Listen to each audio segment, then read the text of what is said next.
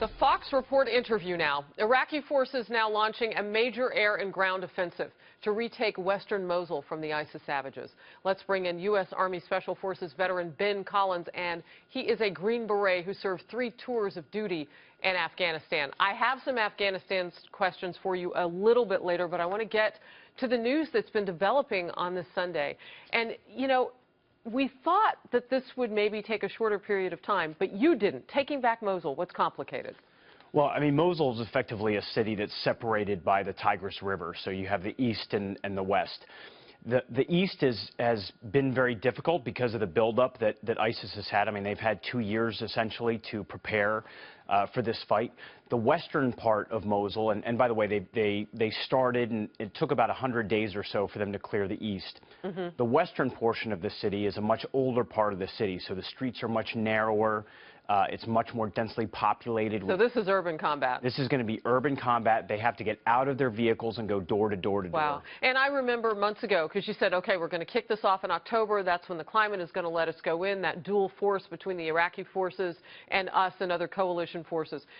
So you get in there, and now it's been a few months, and what do you do with the civilians? Because that was your main concern. They're trapped. They are trapped, and so some of the civilians got out, but we still believe that there's approximately 750,000 civilians that are trapped in the western part of Mosul. Now, they're already low on food and on water and basic medical supplies, and the concern here is if it took essentially 100 days to retake eastern Mosul, it could take up to 3 times as long to take essentially. Wow. We could be looking at months that these civilians are stuck. What is stuck? Because, I mean, we're looking at these pictures now, so I'm turning around and looking at some of this. You talk about urban. I mean, these are rooftops. What is stuck for these people? How deadly is it? Correct. I mean, so ISIS, we know, has been digging tunnels in the western part of Mosul. They're breaching wall to wall, so within homes, so they can move through homes without having to go out into the streets. So ISIS is using the civilians as human shields, and that's where they're going to center their forces, either in churches or mosques or schools or hospitals. Can I ask you, Ben, you know the last President Obama, called them the JV team. There is nothing JV about what you just described. Are they getting better at this? Well, they're certainly learning. I mean, that's the thing that we've seen with ISIS is that they're very good at adapting to battlefield conditions. You know, and the one thing that we have to remember is they still have Abu Bakr al-Baghdadi, who's the leader of ISIS, who is thought to be in Mosul. And as a matter of fact, it was in Mosul, here in this part of the western part of the town, where he made his grand announcement of the entire caliphate back in 2014. So they're going to fight very hard to retain this thing. It will fall, but at what cost is going to be the ultimate question. All right. And how long do you think it could take? You said maybe as much as 3 times. I mean, what does that look like? So, I mean, this could take upwards, to be fully clear, I mean, this could take upwards of 3 to 5 months for us to actually, or for the Iraqi military to actually clear and hold on. Do we have enough people on the ground? So, I mean, there's roughly, we thought that there was about 6,000 ISIS soldiers within Mosul. We think that they've killed about 1,000, so maybe there's about 5,000 left. This is a combined force of about 100,000 soldiers, and mostly that. And it's still going to take a year? Well, not a year. I mean, it's going to take months. Okay. But yes, I think there's enough forces. The question is going to be what happens after, because the biggest problem that they're going to have. Look, Mosul's going to fall, and as difficult as that is, what is going to happen after? And the sectarian divide between the Shia, it's always the Sunnis, the question. and the Kurds. Every time we go into one of these countries.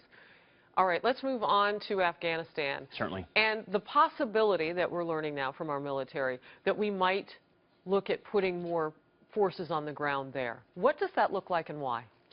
Well, so I know that Secretary of Defense Mattis received some suggestions from General Nicholson, who's the commander on the ground in Afghanistan, that he needs a few more thousand troops to break the stalemate. So the problem right now is the fact that with the U.S. withdrawal, we're down to about 9,800 soldiers that are left in Afghanistan, and it's put an immense strain on a fighting force of Afghan security that is not very well prepared. Extra dangerous for them too, probably. Well, it is in the sense that the Taliban have had a resurgence over the last couple of years. And predominantly, my biggest concern is they've managed to retake probably 50 to 60% of the territory down south.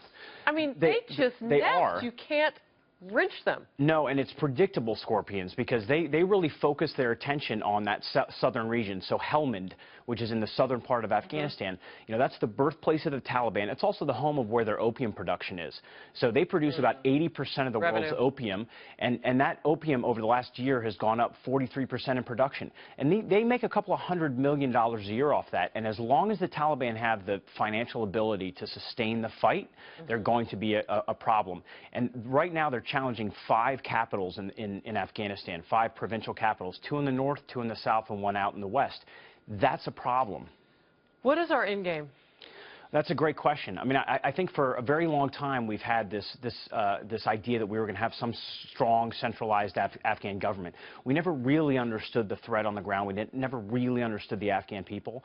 I think we have to get to the point where we're content with what is Afghan good enough, and that's going to be a small central government, but let the tribes essentially dictate their future. I can't let you get away because all of this has the hallmark, too, of ISIS moving in. We had already read last year, we learned of some ISIS members being on the ground in Afghanistan.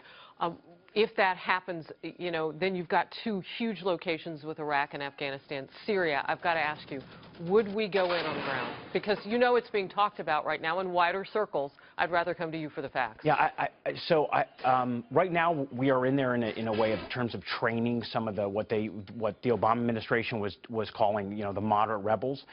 I don't think that there is a clear, decisive understanding of what we'd be trying to accomplish in Syria.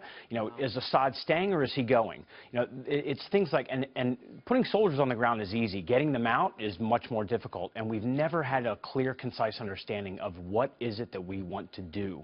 What does success look like? We are in-game constipated. I mean, seriously, it seems to be a theme here. Ben, thank you. I look forward to having you back as this rolls ahead.